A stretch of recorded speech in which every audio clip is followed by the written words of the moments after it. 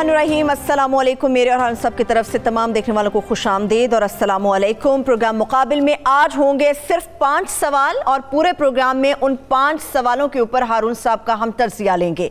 पहला तो भारत से मुताल्लिक है कि क्या वाकई हकीकी तौर पे ख़तरा मौजूद है, क्या भारत हमला करेगा, जैसा कि वज़ीर ख़ारजा शाह महमूद कुरैशी साहब ने प्रेस कॉन्फ्रेंस के ज़रिए बताया। दूसरा सवाल ये होगा कि मुल्क के वज़ीर आज़म इमरान खान साहब, जो उन्होंने एक हालिया इंटरव्यू दिया एक निजी टीवी चैनल को, उसमें इतना कॉन्फिडेंट क्यों है, क्या राज पोशीदा है, इस सवाल का जवाब लेंगे। तीसरा सवाल मेरा हारून साहब से ये होगा कि पहले ही दिन मुल्क का वजीर रेलवे इतना मायूस क्यों हो गया, आजम सवाती साहब की मायूसी की वजह जानने की कोशिश करेंगे। चौथा सवाल अफगानिस्तान से मुताल्लिक होगा कि अफगानिस्तान में अचानक से तशद्दुद इस कदर क्यों बढ़ गया है, क्या अमन होगा, इसका जवाब लेंगे। और आखिर में कोरोना वैक्सीन से मुताल्लिक जो अफवाहें फैलाई जा रही हैं उसके ऊपर हारून साहब का हम तज्जिया लेंगे। हारून साहब, भारत की बात की, मगर आपके दोस्त, पुराने दोस्त इमरान खान साहब इतने कॉन्फिडेंट क्यों हैं? वो कल मैंने आपको बता दिया था हुजूर कि जिस तरह शमाली इलाकों पर बर्फ़ गिर रही है, इस तरह अपोजिशन पर भी बर्फ़ गिर रही है। अच्छा, ये बस सादा सी बात है। यानी मेरा अंदाज़ा ये है और इस अंदाजे पे मुझे पूरा यकीन है, इंसानी अंदाजे हैं, गलत होने का एहतमाल रहता है, ना इस्तीफे होंगे, ना धरना होगा, ना लॉन्ग मार्च होगा। नहीं, मैं आपको कुछ मालूमात की बुनियाद पर कह रहा हूँ। बहुत बड़ी खबर दे रहे हैं आप गौर करें ना, वो जो एहसन इकबाल ने प्रेस कॉन्फ्रेंस की, ये चालाक तो बहुत बनते हैं, मगर देखें ना, गौर करें तो नतीजा आप निकाल सकते हैं। इस्तीफों की लॉन्ग मार्च की तारीख 1 फरवरी को देंगे। भाई अब फरवरी में तो आपने मार्च करना था, अब 1 फरवरी को तारीख देंगे, so it will be in मार्च और अप्रैल। तो सेनेट के इलेक्शन तो हो चुके होंगे। जब 1 तारीख को वोट तारीख देंगे तो तैयारी के लिए क्या वक्त बचेगा? बिल्कुल दुरुस्त, बिल्कुल दुरुस्त। जब सेनेट के इलेक्शन हो जाएंगे तो आप उसे हटा कैसे सकेंगे? उसने कहा कि वो अपना स्टंप आउट भी हो चुका है, विकेटें भी उड़ चुकी हैं, कैच आउट भी हो चुका है। वैसे ये मकाना बात है, क्योंकि एक ही चीज़ होती है, या स्टंप आउट होता है, या विकेटें उड़ती हैं, या रन आउट होता है, इस 3 चीज़ें एक वक्त नहीं। और डीट बन के खड़ा है, कोई खड़ा नहीं रह सकता जो आउट हो जाए, कभी ऐसा नहीं हुआ। जो आउट हो चुका हो उसे खल के खुदा घर में दे। वो कहे नवाज शरीफ को अगर अदालत एक आदमी पूछ रहा था निकाल दे, तो वो इनकार कर दे, वो प्राइम मिनिस्टर हाउस में बैठा हुआ, तो उसे बताया गया कि हुजूर फिर एक कांस्टेबल की भी उसकी बात नहीं सुनेगा। जैसे अभी ट्रंप का वाक़या है, इमरान खान आउट नहीं हुआ है, ये हकीकत वाक़या है। अभी अपने आप को तसल्ली देने के लिए, एक तो अपने कारकुनों को मोटिवेट रखने के लिए और अपने हामियों के ये बातें करते हैं, और इस तरह की खराफात कि जी ISPR ने प्रेशराइज किया। ISPR क्यों प्रेशराइज करेगी? ISPR में सूझबूझ वाले समझदार लोग बैठे हैं। आर्मी चीफ से नहीं, वो क्या कहेंगे? ने भी एक बात की है, सुना दो। वो ISPR जो है इंडिपेंडेंट अखबार में इसको फ़ोन करके प्रवोक करेगी? आपका ख्याल है वो इतने ना समझ आती है? अगर वो ऐसे हों तो अपने मकासद किस तरह दे नो इट के इंडिपेंडेंट अखबार ने इससे कैसे बात करनी। और बखुदा हमें तो किसी ने कभी फ़ोन नहीं किया सियासी मामलात में, यानी उस पर हो गई ना अपना कंट्रोल लाइन पे फायरिंग हो गई तो कोई फ़ोन आ गया, वो भी नहीं करते, वो भी अखबार में खुद करते हैं। इनको पता नहीं ISPR है क्या। मौलाना फजलुर रहमान को क्या पता ISPR क्या? उन्होंने कभी डील किया उसके साथ? उन्होंने तो हम डील करते हैं। लेकिन मुल्क का वज़ीर आज़म जानते हैं, फौज में कहते हैं बड़ा रिएक्शन है, मगर आर्मी चीफ चूंकि बर्दाश्त करें, बड़े तहम्मुल वाले आदमी, इसलिए रोका। जनाब वाला एक अखबार था जो फौज के खिलाफ मुहिम चला रहा था, अब तो नहीं चला रहा, पुरानी बात है। उसका एक आदमी अपना सदर के इलाके में लाहौर में कहीं गया तो उसको एक फौजी ने रोक दिया, यानी जूनियर तरीन जो फौजी था। मैंने पूछा नहीं कि वो सिपाही था या हवालदार था, जूनियर था, 12 सड़क पे जूनियर ही खड़ा होगा ना। उसने कहा जी कि मैं फलां अदारे का आदमी और ये, उसने कहा तुम जो कोई हो, हम तुम्हारे खिलाफ हैं, तुम हमारे खिलाफ हो, हम तुम्हारे खिलाफ हैं। ठीक है, तुम हमारे खिलाफ प्रोपेगेंडा करते हो। फौज में बहुत कम्युनिटी सेंस होती है, जिस तरह बाज़ अक़वाम में कम्युनिटी सेंस होती है ना, आपको पता है ना, बंगालियों में बहुत कम्युनिटी सेंस होती है, हमारे पश्तून भाइयों में होती है, कश्मीरियों में होती है, सभी में होती है, कुछ में ज़्यादा होती है, कुछ में ख़ातीन में कम्युनिटी सेंस ज़्यादा होती है, एक दूसरे का ख्याल ज़्यादा करते हैं, एक तरह की रिश्तेदारी समझ लें। बिल्कुल ऐसा ही है। अच्छा, अगर ये कंपेनियनशिप ना हो तो अफसर के कहने पे जाने दें, वो जान तो देने के लिए मोटिवेट और चीज़ें करती हैं, لیکن افسر آگے بڑھتا ہے اور کہتا ہے کہ بھائی بے شک ہم مر جائیں، ہم نے یہ مورچہ فتح کرنا. بڑی زبردست کمپینینشپ ہوتی ہے. فوج یہ گوارا کر سکتی ہے، آپ کا خیال ہے فوجی افسر، کہ ان کے چیف کی تحقیر کی جا رہی ہو یا دوسرے افسروں کی تحقیر کی جا رہی ہو اور مسلسل کی جا رہی ہو؟ عمران خان کی کانفیڈنس کی وجہ اور ہے، وہ وہی جو میں نے آپ کو بتا دی. دیکھیں لاہور کا جلسہ اس بری طرح فلاپ ہوا ہے، جھوٹ بولنا اور بات ہے. دیکھو عمران خان صاحب فلاپ ہوئے نا اکانومی میں، کرونا سے پہلے کی بات کر رہا ہوں، بعد میں تو کرونا کے اثرات آ گئے. تو کیا اخبار نویسوں نے کیا کہا تھا؟ عمران خان کی حمایت کی تھی، اور کبھی بھی نہیں کریں گے جو انڈیپینڈنٹ اخبار میں تھے. دیکھو خوشامدیوں کی بات اور ہے، وہ جواز تلاش کرتے ہیں. او بھائی میرے سمیت کتنے اخبار نویسوں پہ پابندی لگی کہ یہ وزیر اعظم کی پریس کانفرنس میں نہیں آ سکتے. وہ کیوں لگی؟ ہم حمایت کر رہے تھے اس لیے لگی. آپ سچ بتا رہے تھے اس لیے لگی؟ نہیں، ہم غیر جانبدار ہیں. ٹھیک ہے نا جی، سچ تو ہارون صاحب غیر جانبدار شخص اس کے اوپر بتا سکتا ہے. ریزگنیشن کی جو آپ بات کر رہے ہیں ہارون صاحب، پی ڈی ایم والے ایک ہفتہ گزار لیں ہارون صاحب، اگر لانگ مارچ کرتے ہیں تو وہ کہتے ہیں پھر میں استعفے پہ غور کر لوں گا، ملک کا وزیر اعظم غور کرے گا. سادہ سی بات ہے نا، جنوری میں کون ایک ہفتہ گزار سکتا ہے؟ مولانا فضل الرحمان کو یا ان کے کسی ورکر کو یا بلاول کو یا ان کے کسی ورکر کو یا نون لیگ کے ورکروں کو، اس کا آپ کو ایک لطیفہ بھی سناتا ہوں. اگر سردی میں 2 گھنٹے اسلام آباد میں کھڑا ہونا پڑے جنوری میں یا فروری میں تو کیسے کھڑے ہوں گے؟ یہ فزیکلی امپاسبل ہے. وہ ہم یہاں پہ اسٹوڈیو میں آپ کو پتہ نا کہ زیادہ گرم نہیں کر سکتے، تو 1 گھنٹہ ہم اس کے لیے ذہنی طور پہ خود کو تیار کرتے ہیں کہ یہ 1 گھنٹہ ہم نے سردی برداشت کرنی، حالانکہ بہت تھوڑی سی سردی ہوتی ہے، اتنی نہیں. اور اسلام آباد کی راتیں کتنی ٹھنڈی ہوتی ہیں. مجھے اندازہ. اچھا پھر یہ ہے کہ عمران خان تو گزار سکتا ہے اس لیے کہ وہ اس ہارڈ شپ کا عادی ہے، اس کے ورکر بھی آخر میں کتنے کم ہو گئے تھے، بالکل برائے نام رہ گئے. اس سے پھر بھی زیادہ ہیں ہارون صاحب. اچھا یہ ان کے پاس وہ لوگ ہی نہیں. اچھا مولانا فضل الرحمان کے مدارس کے لڑکے کچھ ممکنہ ہمت دکھائیں، ویسے انہیں پالیٹکس میں کوئی انٹرسٹ نہیں ہے. نواز شریف کے پاس وہ ورکر ہیں کہاں؟ اور ان کا لیڈر لندن میں چھپا ہوا ہے. اور مریم بیچاری کیسے سردیوں کی راتیں وہاں بیٹھی رہے گی؟ طاہر القادری صاحب کس چیز میں بیٹھتے تھے؟ کنٹینر میں. تو ہر ورکر کو کنٹینر دیں گے؟ نہیں، اپنے لیے اور اس میں ہیٹر تھا، اپنے لیے بنواتے ہیں بس لیڈر، رہنما اپنے لیے. تو وہ جانتا ہے نا. اچھا دوسری بات یہ ہے کہ ایجنسیاں کیا فارغ بیٹھی رہتی ہیں؟ اندر جو گزر بزر ہو رہی ہوتی ہے اپوزیشن کی میٹنگوں میں، وہ سن نہیں رہی ہوتی. انہیں نہیں پتا کہ اچھا پھر یہ جو لیڈر ان کو خفیہ طور پہ ملتے ہیں، جب خواجہ آصف صاحب آدھی رات کو جنرل باجوہ کو فون کر کے یہ کہہ اب تو آن ریکارڈ ہے نا یہ واقعہ کہ جی میرے ساتھ دھاندلی ہو رہی ہے، اور صبح وہ جیت جاتے ہیں. تو جب یہ اپنی فریادیں لے کے وہ کیا کہتا ہے شیخ رشید، گیٹ نمبر 4 پہ جاتے ہیں، گیٹ نمبر 4 کی پیداوار ہے، تو وہ ان کے پاس سسٹم ہے. دیکھیے ہاتھی سے نہیں لڑ سکتا میمنہ. اس نے وارث شاہ نے کہا، میں اس کا ترجمہ کرتا ہوں چونکہ وہ بڑی قدیم کلاسیکل پنجابی ہے، کہ شیر کے علاقے میں جو ہرن جاتا ہے نا وہ واپس نہیں آیا کرتا. ان کی پوزیشن کمزور ہے. ٹھیک ہے، اس گلستان میں نہیں حد سے گزرنا اچھا، ناز بھی کر تو باندازہ رہنائی کر. ٹھیک، درست. ہارون صاحب کل آپ نے بھی کچھ چیزیں ہمارے ساتھ شیئر کی کہ 13 دسمبر کے جلسے سے پہلے اور اس کے بعد بہت سارے ایسے لوگ تھے جنہوں نے جلسے میں نہ شرکت کی نہ اپنے ورکرز کو آنے دیا، اور اس کے اوپر اجلاس میں بڑی برہمی ہوئی.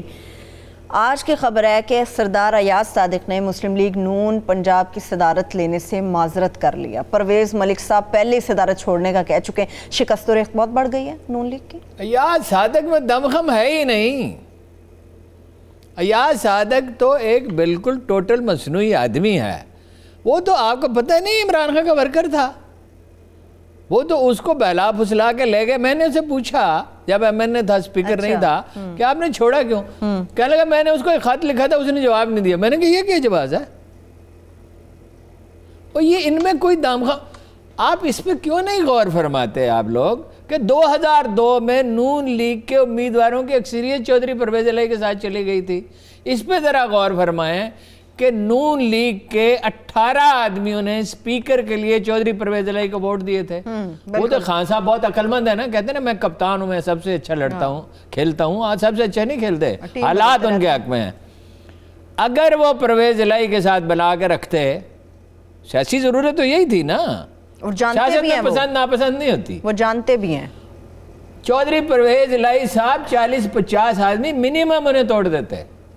वो तो पहले ही दिन उन्होंने उसके साथ मुहाज़रा ही शुरू कर दे कि मुनस को मैंने वजीर नहीं बनाना। और तुम्हारे वजीर मुनस से अच्छे हैं, खुसरो बख्तियार मुनस से अच्छा है। लेकिन वो तो मेरिट की बात करते हैं ना। कौन सा मेरिट है? मेरिट नाम की कोई चीज नहीं है, मेरिट सिर्फ जुबान पे है। कप्तान मेरिट पे है, आईजी मेरिट पे है, डीआईजी मेरिट पे है, वजीर मेरिट पे है। वजीर इस तरह के होते हैं मेरिट पे। फैसल साहब उनकी बड़ी मिसाल मशहूर है। खान साहब जब कैप्टन बने उन्होंने पता नहीं अपने कजन को भी फारिग कर दिया, वो अच्छा प्ले नहीं कर सकता था। और खान साहब ने वो नसीर था कौम था, उसको भी बना खिलाए रखा जब तक सारी कौम चीख नहीं उठी। मेरिट का मसला नहीं था, अना का मसला था कि ये खेल नहीं सकता, मैं बतौर कैप्टन के नाकाम हो जाऊंगा। बुज़दार साहब भी नहीं खेल सकते, लेकिन अना का शिकारी। बुज़दार तो सिरे से खिलाड़ी ही नहीं है, जिद पे है। नहीं, जिद पे नहीं, खुशामदी चाहिए, दरबारी चाहिए। मुल्क के वजीर आजम और जो कैप्टन रहा हारून साहब, उसके बारे में हम कैसे कह सकते हैं उसको दरबारी चाहिए? बारे में ये मफरूजा बिल्कुल गलत है कि वो अक्लमंद होते हैं। किस्मत होती है। देखिए, कोई शख्स ज्यादा रिस्क कमाता है या ज्यादा बड़े मनसब पे पहुंचता है, उस पर कुछ खुसूसियात तो लाजमन होती हैं अगर खुद पहुंचा है।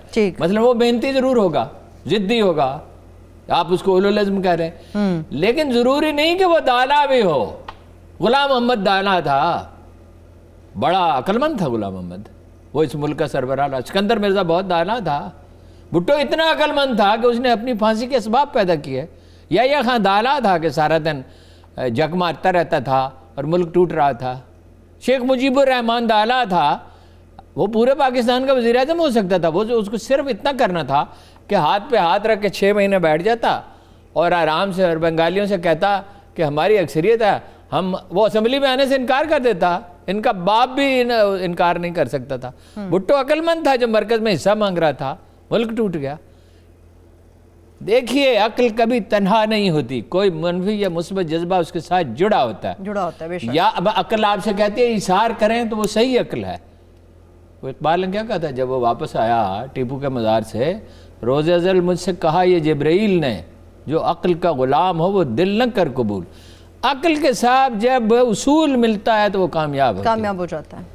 बुज़दार भी कोई वज़ीर आला है, और क्या तारीख इसको याद रखेगी? कालम लिखवाए जा रहे हैं अखबार नवीसों से, और सब तारीख याद रखेगी। तारीख उसे एक लतीफ़े के तौर पे याद रखे। क्या वज़ीर आला के तौर पे? पंजाब का वज़ीर आला, मैं अब आपको बताऊं, पंजाब का गवर्नर जहांगीर के दौर में एक ऐसा शख्स था, अफसोस कि मुझे उसका नाम भूल गया, जो हर रोज़ 30, 40, 50 दरवेशों को खाना खिलाता था, खुद खड़े होकर खिलाता। ये नहीं कि उसके मुलाजिम खिलाते थे, उनके प्याले में खुद पानी डालता था, फिर खुद चटनी से रोटी खाता था। पंजाब में बड़े बड़े आला हुक्मरान रहे हैं, तारीख में हर कहीं दुनिया में होते हैं। और बुज़दार तो टाउन कमेटी के चेयरमैन की हैसियत से जाली मुलाजिम रखे थे, उनकी तनख्वाहें खाता था। अगर मैं ये बात गलत कह रहा होता तो कभी तो वो इसकी तरदीद करता। देखिए, मुझे इतना पता है, रोज़े अव्वल से कह रहा हूं, मुझे इतना पता है इस मुल्क के सबसे बड़े सूबे का वो इस वक्त वज़ीर आला है। इससे क्या होता है? इससे क्या था? वाजिद अली शाह बादशाह था, वाजिद अली शाह लखनऊ का बादशाह था, औरतों के कपड़े पहन के रक्स करता था। इससे क्या होता है? और वो बहादुर शाह ज़फर जो है वो कर्ज लेके जिंदगी गुजारता था तो वो बादशाह ही। चलिए हारून साहब, मुज़ाकरात के लिए इमरान खान साहब आज भी तैयार हैं। अपोजिशन का मसला क्या है फिर? वो आज भी कहते हैं मैं मुज़ाकरात के लिए तैयार हूँ। नहीं, वो मुज़ाकरात के लिए उस वक्त तैयार हुए ना जब वक्त गुजर चुका है। अपोजिशन इस अगर आज मुज़ाकरात तस्लीम कर लेती थी तो उस और कमज़ोरी ज़ाहिर होगी। एक तो जलसे ने उसे बर्बाद करके रख दिया है, हिम्मतें टूट गई हैं, और ऊपर से वो मुज़ाकरात तस्लीम कर ले तो मुज़ाकरात तो लंबे होंगे। और आपका क्या ख्याल है, इमरान खान साहब मुज़ाकरात करेंगे? नहीं, वो अपनी एक टीम बनाएंगे, बिल्कुल वो खुद शामिल नहीं होंगे। क्यों? और जिंदगी भर उन्होंने ये काम नहीं किया। वो तो मैंने आपको बताया नहीं था, उन्होंने मुझे एक दफ़ा कहा कि आइंदा मैं किसी कॉन्फ्रेंस में नहीं जाऊंगा, मुझे इनकी शक्लें अच्छी नहीं लगती। बड़ी मुश्किल है उसको राज़ी किया। एक दफ़ा नवाबज़ादा नसरुल्लाह खान से मीटिंग थी तो कहता है ये नवाबज़ादा क्या? मैंने कहा आप जानते ही नहीं, नवाबज़ादा एक सियासी मुदब्बर है, वो तो जज्बात का बना हुआ आदमी है। आप उसको अपने आप को मजबूत करने के लिए साहब ज़ाती तौर पे वो दिमाग का आदमी नहीं है, वो दिल का आदमी है। चलिए, दिल के आदमी ने नवाज शरीफ साहब से मुतालिक क्या दुखभरी दास्तान सुनाई है, उसके वापस आएंगे ब्रेक से, इसके ऊपर डिस्कशन करेंगे। मगर इसके साथ साथ भारत क्या हमला करेगा, मैं ये भी जवाब लूंगी हारून साहब से। Stay with us.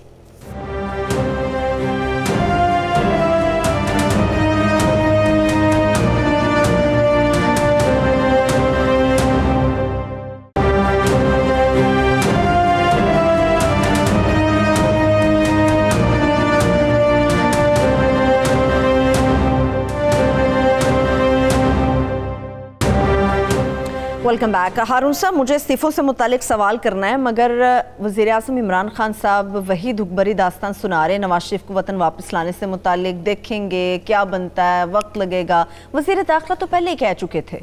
नहीं, वो ठीक है, वो तो ज़ाहिर है नहीं आ सकता। देखिए ना, बाज़ औक़ात इमरान खान साहब दावा करते हुए सोचते नहीं हैं कि ये प्रैक्टिकली मुमकिन है। मैंने आपको बताया था कि उन्होंने अल्ताफ़ हुसैन के ख़िलाफ़ जब मुकदमा करने के लिए गए तो मैंने उनसे कहा कि इसको कोई फ़ायदा नहीं। उन्होंने कहा तुम बरतानवी अदालत इंसाफ को नहीं जानते। अच्छा, इमरान खान साहब का इल्म बहुत महदूद है, एक्सपोजर बहुत ज़्यादा है, मालूमात ज़्यादा है, इल्म कम है, मालूमात ज़्यादा है, इसलिए कि वो दुनिया में घूमे फिरे हैं, बरतानिया में रहे हैं, लीडर हैं, लोगों से मिलते हैं, खबरें ज़्यादा होती हैं, लेकिन बुनियादी इल्म बहुत नाकस है। उन्हें ये नहीं पता कि MI6 बर्रे सग़ीर में 300 साल पहले मुनज़्ज़म हो चुकी थी और MI6 फैसलों पे असरअंदाज होती है, पॉलिसी मेकिंग पे पाकिस्तान में ऐसे ही असरअंदाज होती है और होना चाहिए। यानी ISI अगर अपनी इनपुट न दे, आदमी अपनी इनपुट न दे, हुदूद में रहते हुए होना चाहिए। ये नहीं है कि जो मामला सियासतदानों को तय करना है वो भी करना चाहिए। ठीक है, तो उनसे मैंने कहा कि नहीं होगा। उन्होंने कहा तुम बरतानी निज़ाम इंसाफ को नहीं जानते। मैंने कहा आप बरतानवी सिस्टम को ही नहीं जानते। हालांकि उन्होंने पॉलिटिकल साइंस ऑक्सफोर्ड यूनिवर्सिटी से पढ़ी है, ये मलूज़ रखें, लेकिन खेलते तो क्रिकेट ही रहे ना जी। वो किताबें तो नहीं पढ़ी हैं, तारीख़ तो उतनी नहीं पढ़ी है। गुजारिश ये है कि वो नहीं ला सकते थे, कभी को मुआहदा था नहीं। और बरतानिया नवाज शरीफ का उतना ही बड़ा सरपरस्त है जितना अल्ताफ़ हुसैन का था। अल्ताफ़ हुसैन पकड़ा गया, इंडियंस रोए कि अगर सारी बात निकल गई तो साबित तो यही होगा ना कि भाई इंडिया दहशतगर्दी करा रहा था अल्ताफ़ हुसैन के ज़रिए। ठीक, तो जिल्लत दुनिया में किसकी होती? इंडिया की होती। अभी हुई है ना जिल्लत, अभी उस पे बात 750 जाली अदारे। अब हमारी तो ये कैपेसिटी नहीं, ना इमरान खान की, ना इस्टेब्लिशमेंट की, ना वजारत इत्तलात की। हमारी वजारत इत्तलात का तो एक ही काम है, सियासी मुखालिफिन के खिलाफ बयानबाजी। अच्छा, ना इन्होंने कोई थिंक टैंक बनाया, वरना हम तो इंडिया की बसात ही उलट दें। यानी ये इस जो ये इन्होंने बनाया है सारा केस, क्या उसको कहते हैं, डोजियर जी, डोजियर बना के इसको अगर सलीके से पेश किया जाए जापान में, चीन में, यूरोप में, मिडिल ईस्ट में, बरतानिया में, अमेरिका में, हर कहीं इंसाफ पसंद लोग होते हैं। नहीं पेश किया अक़वाम मुत्तहिदा में कुछ किया ही नहीं, सलीके से क्या। वो तो कहते हैं आलमी बरादरी के सामने हमने बेनकाब कर दिया। आलमी बरादरी के सामने यूं रख दिया, कोई आदमी यहाँ कागज रख दिया तो मैं पागल हूँ इसको पढ़ने में, अपने वक्त ज़ाया करूँ। मुझे उसकी अहमियत से रोशनास कराए ना। सही, ठीक है ना। मुझे एक आदमी किताब डाक में भेज दे, हो सकता है वो पढ़ी रहे, मैं उसको ना पढ़ूँ, ठीक है ना। मुझे अगर वो बताए कि देखिए जी इस किताब में बड़ी नादर मालूमात हैं। अब दुनिया में तो मालूमात का एक तूफान होता है, लोग भूल जाते हैं, हर रोज एक नया इशू है। चले मैं भारत में बात करती, मुल्की सिस्टम पे एक सवाल कर लूँ। इमरान खान साहब कहते हैं कि मुझे मालूम है जमातों की अक्सरियत इस्तीफे नहीं देगी। मान ले एक मिनट के लिए कि इस्तीफे अगर दे दिए तो फिर क्या हारून साहब? फिर इस्टेब्लिशमेंट पे नसार है। अगर इस्टेब्लिशमेंट खड़ी रहती है इमरान खान के साथ तो नए इलेक्शन हो सकते हैं, प्रेशर फिर बहुत बढ़ जाएगा, इसमें कोई शुबा नहीं। लेकिन मेरा ख्याल है इस्तीफा नहीं होगा। ठीक है, चलिए अब जरा बैरूनी प्रेशर बहुत बढ़ जाएगा। लेकिन अगर वो देखिए हालत ये है, मुल्क पे हमले का खतरा है और हमले का खतरा इतना कभी भी नहीं था, हमेशा था। खतरा है, हकीकी है। देखे ना, वजीर खारजा के बारे में आप ये तो कह सकते हैं कि वो बहुत कॉम्पिटेंट नहीं, वो गैर संजीदा तो नहीं हो सकते। अबू ज़ैबी में क्यों प्रेस कॉन्फ्रेंस की? आपको पता है जो मालूमात अब कहाँ से आती हैं। जैसे हांगकांग में था 5 आइज, जैसे और बहुत से उन्होंने अड्डे बनाए। देखिए ना, अब इंटेलिजेंस इस तरह नहीं होती, लोगों को इसका इल्म नहीं है कि अब इंटेलिजेंस का निज़ाम क्या है। हांगकांग से रूस की जासूसी हो रही थी, अब दुबई से बर्रे सगीर की जासूसी हो रही है। ऐन मुमकिन है ये इत्तला हमें CIA ने दी हो। जो इंफॉर्मेशन मुसैद के पास है वो CIA के पास होती है, कम से कम 80% शेयरिंग होती है। CIA ने हमें कई दफ़ा बताया कि इंडिया के अज़ाइम ख़तरनाक हैं। एक दफ़ा तो CIA का चीफ सीधा दिल्ली गया वाशिंगटन से और कहा पागल हो, उनके पास 100-150 एटम बम पड़े हैं, पुर्जे जोड़ के तुम्हें उड़ा देंगे।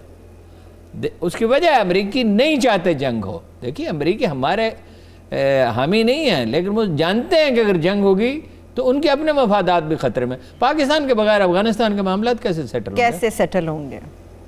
लेकिन वो हमसे भी एक सतह पर वो हमसे भी ताल्लुक़ रखते हैं ना। اپنے چاہے مفاد کے لیے صحیح اپنے مفاد کے لیے رکھے جاتے ہیں. تعلقات قوموں کے اور کس چیز کے لیے ہوتے ہیں؟ یہ کوئی دوستی اور رشتہ داری ہے. ٹھیک ہے. لیکن ہارون صاحب یہ جو حملے کی بات ہو رہی ہے بھارت سے متعلق، دیکھیں نا، صرف وزیر خارجہ نے نہیں کہا، صرف وزیر خارجہ نے نہیں کہا، اس کے بعد وزارت خارجہ کے ترجمان نے کہا. پھر اس کی کوئی ضرورت نہیں تھی اگر معاملہ سنگین نہ ہوتا کہ موحد یوسف کہتا.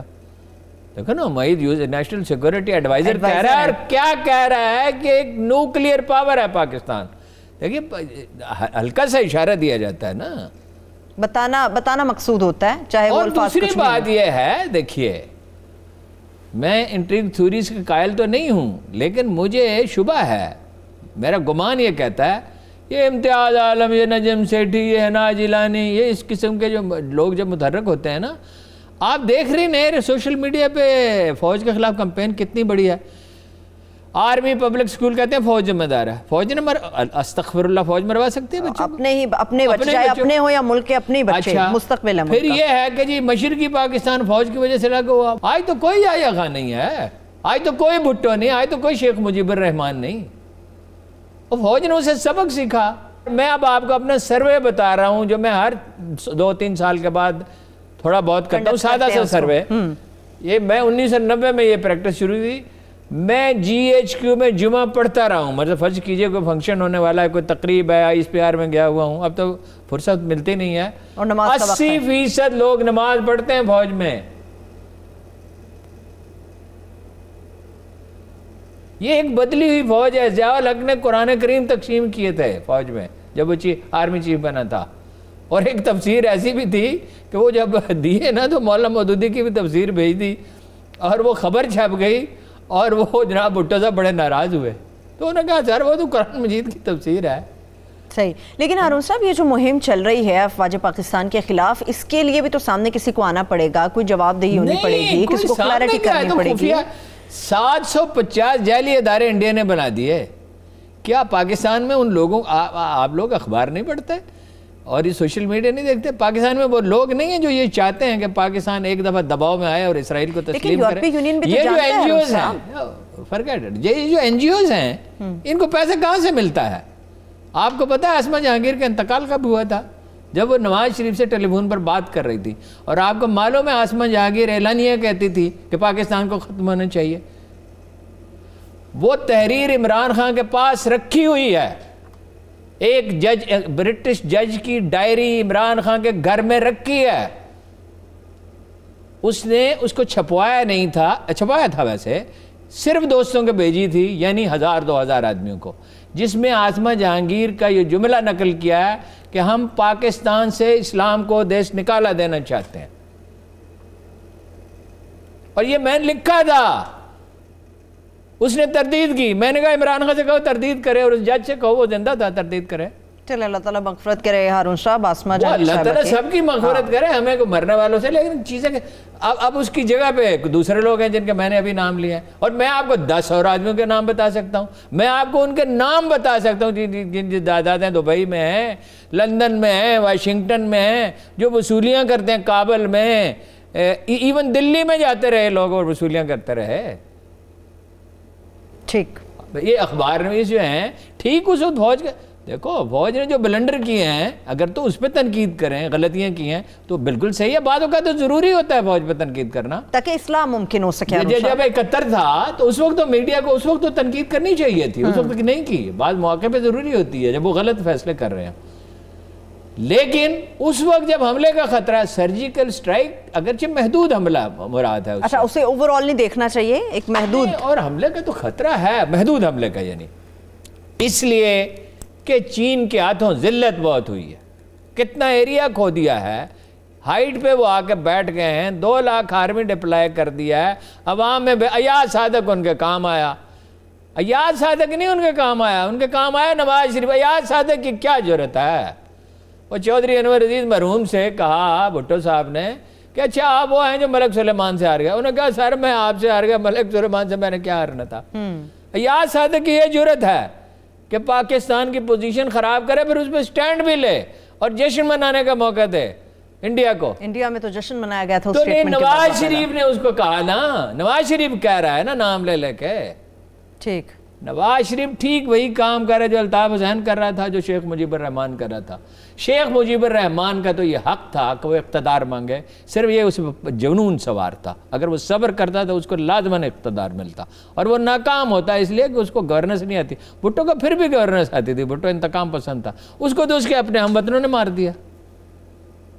وہ کبھی کوئی بابا قوم بھی قتل ہوتا ہے، اگر وہ بابا قوم تھا تو اس کو قتل ہونا تھا، اس لیے کہ وہ گورننس کے اس میں آداب تھے ہی نہیں، سلیقہ نہیں تھا۔ بھٹو میں تو گورننس کو سمجھتا تھا، ذہین آدمی تھا، وہ تو صرف ایک اوریٹر تھا۔ ٹھیک ہے، چلیے ہارون صاحب، ابھی ہمیں پتہ ہے اور باقاعدہ انہوں نے کہا کہ معید یوسف صاحب نے کہا ہمارے پاس بڑی قابل اعتماد معلومات ہیں کہ سرجیکل سٹرائک ہوگی، ریلائبل انٹیلیجنس۔ اب سفارتی سطح پر پہلے اس چیز کو قصہ سے ہمیں بتانا ہوگا، پورٹریٹ کرنا ہوگا کہ یہ ہونے جا رہا ہے۔ ٹھیک ہے، اس دفعہ اس معاملے کو کم از کم ٹھیک ہینڈل کیا ہے، دنیا کو پہلے ہی صحیح بتا دیا ہے، وارن کر دیا ہے، اور میرا خیال ہے کہ امریکہ اور یورپ کے اہم ممالک کہہ چکے ہوں گے امریکہ کو کہ بھائی یہ قوم جتنی مرضی نکمی ہو، جنگ لڑنا اس سے بہتر کوئی نہیں جانتا، تو وہ کرے گا۔ اگر فرض کیجئے یہ ہمارے مقدر میں لکھا ہوا کہ حملہ کرے تو پھر ٹھیک ہے، حملہ کرے، یعنی بچنا چاہیے جنگ سے، اس لیے جنگ ہے تو کوئی اچھی چیز نہیں ہے، تو پھر بھگت لیں گے۔ پھر ان کے، میں نے ایک دفعہ ایک کمیونسٹ سے کہا تھا جو روس کی حمایت کر رہا تھا 81 میں، اور اس نے مجھ پہ طنز کیا۔ اب یہ سوشل میڈیا پہ لوگ مجھے پہ طنز کرتے رہتے ہیں کہ یہ کمیونزم کی مخالفت کرتا، گویا کہ میں امریکہ کا حامی تھا، تنخواہ ملتے تھے مجھے امریکہ۔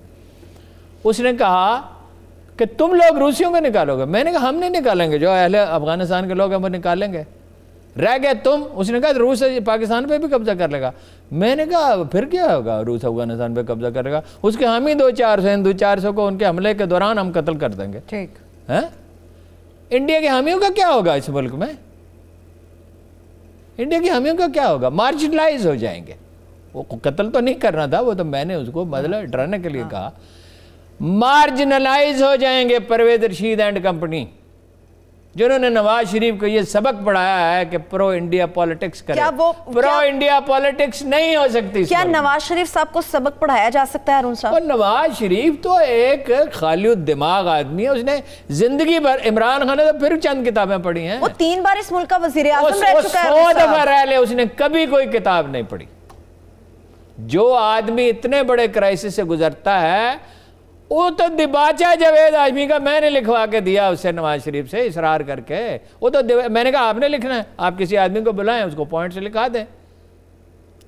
جاوید ہاشمی کہہ رہا تھا، میں جدہ گیا، جاوید ہاشمی نے کہا میاں صاحب دباچہ نہیں لکھ کے دے رہے، وہ دباچہ کہاں سے لکھے، اس کو کیا پتا بیچارے کا؟ میں نے کہا کسی سے کہیں پوائنٹس اس کو بتا دے، وہ لکھ دے گا، اس کو دیکھ لیں۔ اور نواز شریف کو جو 8 سالہ تنہائی ملی، اس میں تو اسے کم از کم 3 کتابیں لکھ دینی چاہیے تھی۔ نواز شریف نے BA کے paper many a people believe خود نہیں دیے تھے، ماجد نے بھی ویسے خود نہیں دیے تھے۔ آج ساری خطرناک خبریں ہیں، آپ ساری خطرناک خبریں آج دے رہے ہیں۔ میں نے عمران خان سے کہا تمہارے کزن ہیں جو ویسے ایک جنٹلمین ہے، BA کے پیپر خود نہیں دیتے، لاہور کے عمرہ میں یہ رواج تھا کہ ان کے بچے خود پیپر نہیں دیتے تھے، وہ کسی کے ذریعے دلوائے جاتے تھے۔ میری آنکھوں کے سامنے پنجاب یونیورسٹی میں ایسے درجنوں واقعات ہوئے۔ اب تو مشکل ہو گیا ہے نا، اب تو کمپیوٹرائز سسٹم ہے، تو ناممکن ہو گیا، اب تو کمپیوٹرائز سسٹم ہے۔ ٹھیک ہے، چلیے ہارون صاحب، میں ویسے ریلوے کی بات کرنا چاہتی ہوں۔ میں نے تو اپنے کانوں سے سنا ایک آدمی دوسرے سے سودا بازی کر رہا ہے کہ نہیں اتنے پیسے دو، اتنے پیسے۔ کس بات پہ ہارون صاحب؟ پرچہ لکھ دے کے اتنے پیسے دو۔ لیکن ہارون صاحب اب تو ID کارڈ سسٹم دیکھنا ہے، اب تو بڑا مشکل ناممکن کام ہو گیا یہ۔ ہارون صاحب آپ نے افغانستان کی بات چھیڑ دی ہے، میں اب افغانستان کو لے کے آگے بڑھوں گی۔ میرا وہی سوال ہے، افغانستان میں امن ہوگا یا نہیں ہوگا؟ دیکھیے جی، افغانستان میں امن جو ہے وہ انشاءاللہ ہوگا، لیکن آسانی سے نہیں ہوگا۔ دیکھیے کندھار میں حملے بڑھ گئے، آپ کو پتہ ہے کندھار قدیم کیپٹل ہے، جیسے ہمارا کراچی کیپٹل تھا پہلے، اصل کیپٹل کندھار تھا، احمد شاہ عبدالی کا کیپٹل کندھار تھا۔ ہلمند کابل کے قریب ہے، ہلمند پہ حملے ہونا ایسے ہی ہے جیسے اسلام آباد کے نواح میں خدا نخواستہ، یا دلی کے نواح میں، یا لندن کے نواح میں، یا نیو یارک کے نواح، واشنگٹن کے نواح میں ہو رہے ہیں۔ اچھا، غزنی میں 15 آدمی قتل ہوئے ہیں، سڑکیں ادھڑی جا رہی ہیں بارودی سرنگوں سے، سرکاری عمارتوں پہ اڑائی جا رہی ہیں، انفراسٹرکچر تباہ کیا جا رہا ہے۔ معذرت کے ساتھ بات اپنے کلائمیکس پہ پہنچے آپ کو بریک میں کلائمیکس بریک سے واپس آ کے بتاؤں گی. ایک چھوٹی سی بریک کی طرف چلتے ہیں. بریک سے واپس آ کے جاننے کی کوشش کریں گے جو واقعات کی طرف ہارون صاحب اشارہ دلا رہے ہیں کہ آخر افغانستان کے اندر تشدد اس قدر کیوں بڑھ گیا. ایک چھوٹی سی بریک, اسٹے ود اس.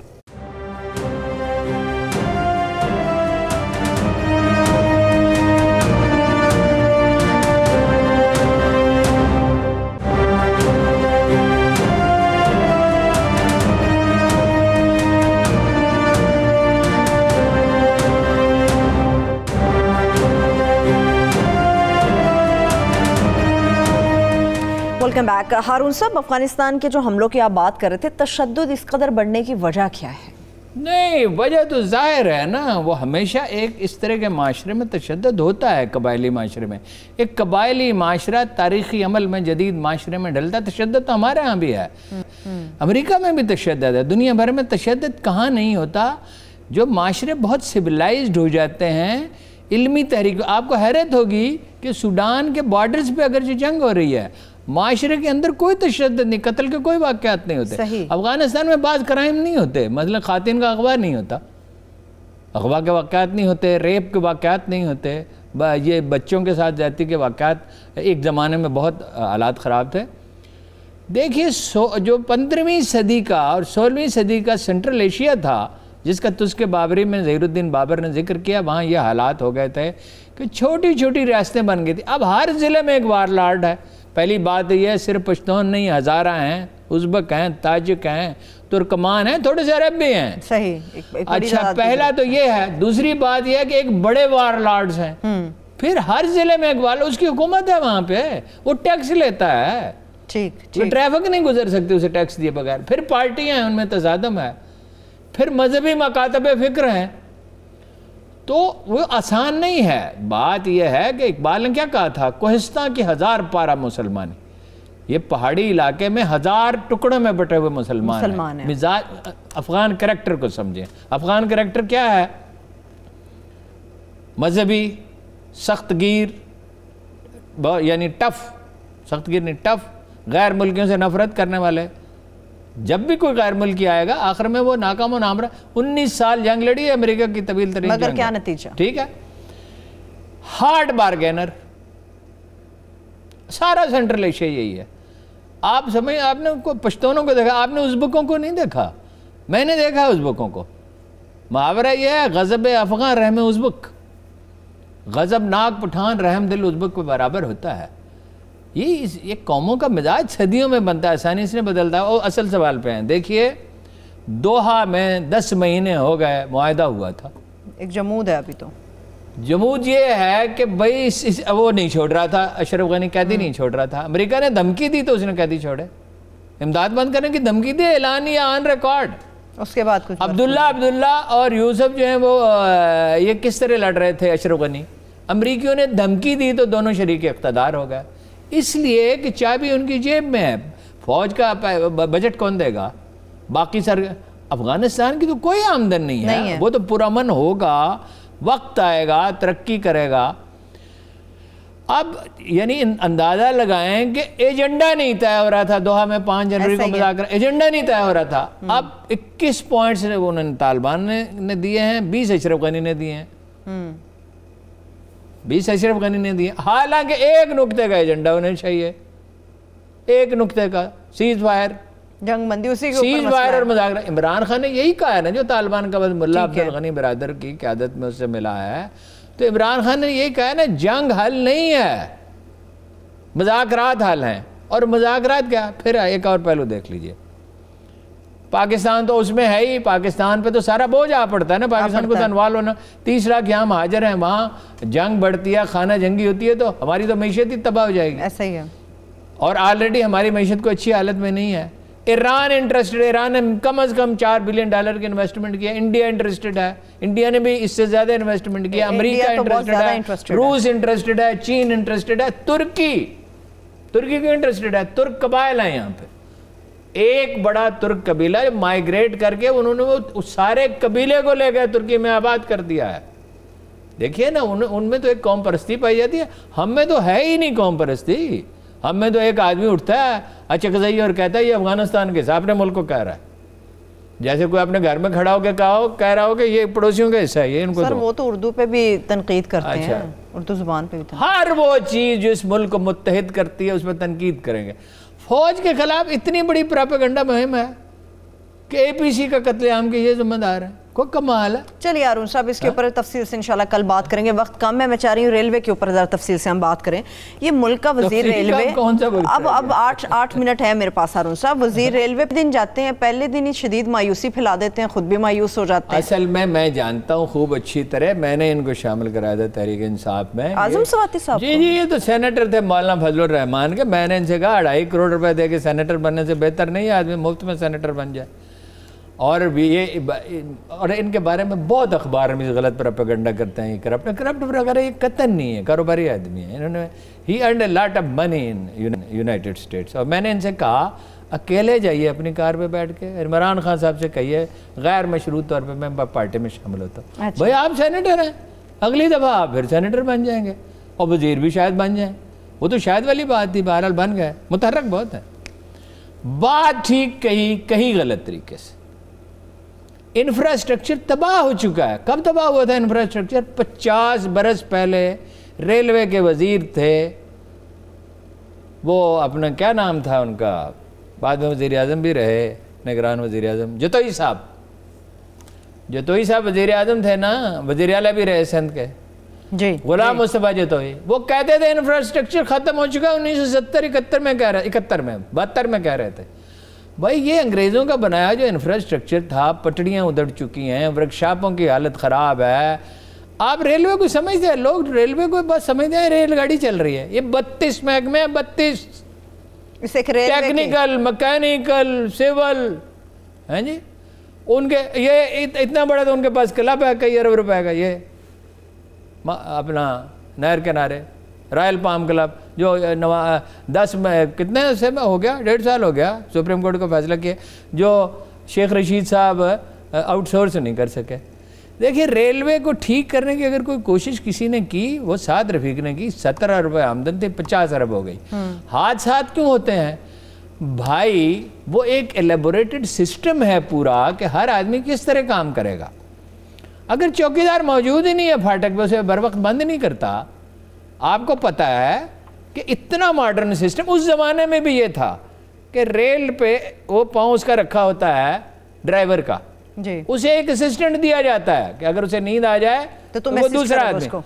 آپ کو پتہ ہے یہ ڈرائیور کیا کرتے تھے؟ اس پہ اینٹ رکھ کے سو جاتے تھے۔ اب تو خیر سینسر ہے۔ اچھا پاؤں کیوں رکھا رہتا تھا؟ کہ بھائی پاؤں رکھا رہے گا، اگر وہ سو بھی جائے وہ سلو ہو جائے گی، رک جائے گی، بریک لگ جائے گی نا۔ سینسر بھی یہی کام کرتا ہے۔ خریداری میں اتنا گھپلا ہے، اتنی رشوت ثانی ہے۔ انجنوں کا بھی بڑا مسئلہ رہا ہے ہر روز، پچھلے دنوں تو انجنوں کا بھی، ریل کے انجنوں کا بڑا مسئلہ رہتا ہے۔ اچھا شیخ رشید صاحب نے 11-12 گاڑیاں چلا دی۔ بھائی ریزرو میں فرض کیجئے مہمان آنے والے ہیں، ریزرو میں ایک بوتل رکھی ہوئی ہے پانی کی یا کوکا کولا کی، آپ ریزرو انجن بھی سارے اور ریزرو ڈبے بھی سارے چلا دیے، گاڑیاں ریلوے کو تباہ کر دیا شیخ رشید صاحب نے۔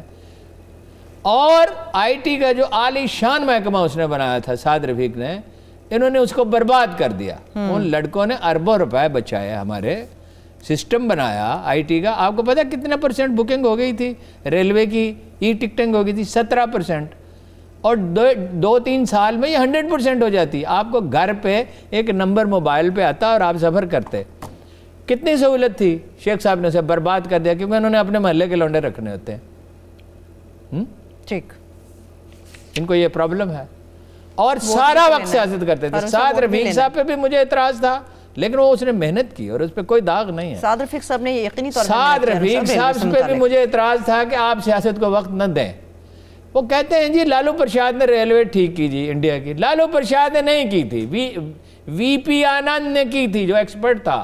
وہ اتنا بڑا ایکسپرٹ تھا پلاننگ کا کہ وہ انڈیا کے پلاننگ کمیشن کا چیئرمین بنا۔ تباہی میں کس کس نے حصہ ڈالا؟ تباہی میں سول سروس نے حصہ ڈالا، یونینوں نے حصہ ڈالا، لیفٹ کی یونینوں نے بھی، دوسری یونینوں نے بھی، اور ریلوے میں ملازم جو ہیں ضرورت سے 2 گنا ہیں۔ اب اس کا علاج یہ نہیں ہے کہ ان سب کو نکال کے باہر پھینک دیں۔ دیکھیں آپ ریل بند نہیں کر سکتے، آپ یہ بند کر سکتے، ریل نہیں بند کر سکتے۔ ریل دفاعی ضرورت بھی ہے، یہ ایران کے بارڈر کو ٹچ کرتی ہے، انڈیا کے بارڈر کو ٹچ کرتی ہے، افغانستان کے بارڈر کو ٹچ کرتی ہے. یہ ٹھیک کیسے ہو سکتی ہے؟ کیسے؟ بالکل سمپل نسخہ ہے. انتظامی اصلاحات تو کرنی ہوں گی نا. مال گاڑیوں سے پیسہ کمایا جا سکتا ہے، مسافر گاڑیوں سے نہیں. شیخ صاحب نے خسارے میں اضافہ کیا. وہ تو کہتے ہیں میں نے بڑی بہتری کی. ان کے کہنے پہ نہ جائے نا، ہم ڈیٹا دیکھتے ہیں. دیکھیے نا، ریل مسافر گاڑی سے آمدن کبھی نہیں بڑھ سکتی. آپ سینکڑوں مسافر گاڑیاں چلا دیں جب حالات اچھے ہوں، ٹھیک ہے نا. اب مال گاڑی افغانستان کے ساتھ ہمارا ایگریمنٹ ہے کہ ریل گاڑی سے سامان لے گیا. آپ کو پتا ہے ریل گاڑی کتنا سامان اٹھاتی ہے؟ پاکستان میں دنیا بھر میں سب سے کم تناسب ہے، صرف 3%.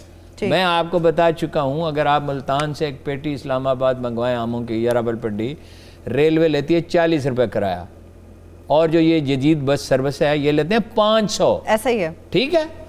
تو آپ کیوں نہیں انڈیا کی طرح ایک قانون منظور کرتے ہیں کہ پیٹرولیم، اناج اور فلاں چیزیں صرف ریلوے سے جائیں گی، ریل کے ذریعے جائیں گی. اچھا، اب یہ اگر افغانستان سمیت یہ 20-30% ہو جائے، ٹھیک ہے، تو یہ تو 2 سال میں منافع میں. جیسا سعد رفیق صاحب سے پوچھا میں نے، آج بھی پوچھا، ویسے بات کرتا رہتا ہوں، وہ کہتے ہیں جی 10 سال میں یہ بہترین ہو سکتی ہے. میری ذات اس کے بالکل برعکس ہے، اور ذاتی رائے میری سرسری نہیں، میں ریلوے کے بہترین افسروں سے رابطے میں رہتا ہوں اور مدتوں سے رہتا ہوں. یہ 2-3 سال میں پرافٹ میں جا سکتی ہے. ایران کے ساتھ ساری ٹریڈ آپ کیوں نہیں ریل کے ذریعے کرتے ہیں؟ مشکل کیا ہے ہارون صاحب؟ مشکل فیصلہ سازی. اور جو اتنے عقل مند ہیں کہ پی آئی اے کو پرائیویٹائز نہیں کر رہے، اسٹیل مل کو پرائیویٹائز نہیں کر رہے، اب خدا کا شکر ہے ابھی بھی کہتے ہیں ہم پی آئی اے کو ٹھیک کریں گے. کیسے ٹھیک کریں گے؟ 10 سال تک 50 ارب روپے کا نقصان کر کے. 50 ارب روپے کتنے ہوتے ہیں؟ پنجاب کا بجٹ نہیں ہے 50 ارب کا ہیلتھ کا، ایجوکیشن کا. آپ کے 2 کروڑ بچے سکولوں میں نہیں جا رہے، اور آپ پی آئی اے کے 5000 ملازمین پہ 50 ارب روپے ضائع کر رہے ہیں. اور جی ارشد صاحب اس کو ٹھیک کر لیں گے. ارشد صاحب نے محنت کی، امپروو کیا، لیکن جناب رسالت مآب کا فرمان ہے کہ حکومت کا کام کاروبار نہیں ہے، حکومت کاروبار نہیں کیا کرتی. ٹھیک ہے، چلیے ہارون صاحب وقت ختم ہو گیا ہے. ہارون صاحب جتنے بھی قومی اثاثوں کی ہم بات کرتے ہیں، پی آئی اے کی ہم نے بات کی، اسٹیل مل کی، ابھی جو ریلوے کی بات کی، اس کے اوپر ایک ہی جملہ ہے، مال مفت دل بے رحم. اس کے ساتھ ہی مجھے ہارون صاحب کو اجازت دیجیے. آپ سب کا بہت شکریہ. اللہ حافظ.